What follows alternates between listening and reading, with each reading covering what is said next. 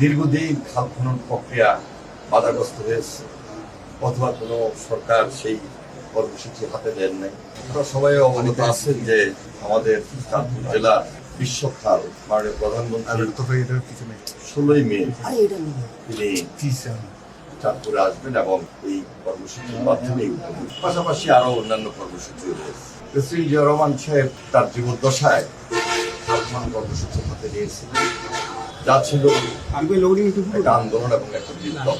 ইতিমধ্যে মাননীয় প্রধানমন্ত্রী সারা দেশে কয়েকটা জেলায় নিজেই গিয়েছেন, খাল খনন কর্মসূচির উদ্বোধন করেছেন এবং অন্যান্য জেলায় এমপি মন্ত্রী সাহেব যারা রয়েছেন স্থানীয়ভাবে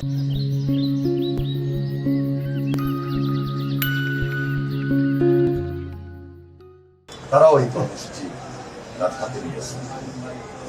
একযোগে সারা দেশে সে আন্দোলন, সে বিপ্লব, নতুন জাগরণ সৃষ্টি হয়েছে। জাগরণ সৃষ্টি করার মাধ্যমে জনগণ সুবিধা পাচ্ছে।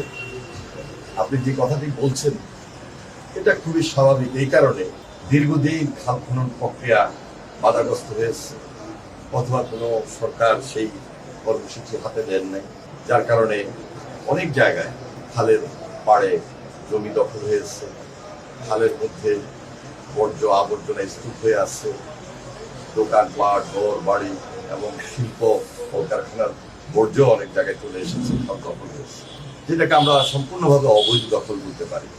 যেহেতু আমরা নতুন উদ্যোগে এই যুগান্তকারী পদক্ষেপ মাননীয় প্রধানমন্ত্রীর নেতৃত্বে নিয়েছি, এই কর্মসূচি নতুনভাবে শুরু হয়েছে, নতুন উদ্যোগে খাল খনন প্রক্রিয়ার মাধ্যমে আমরা আশা করছি এই দখল মুক্ত হবে।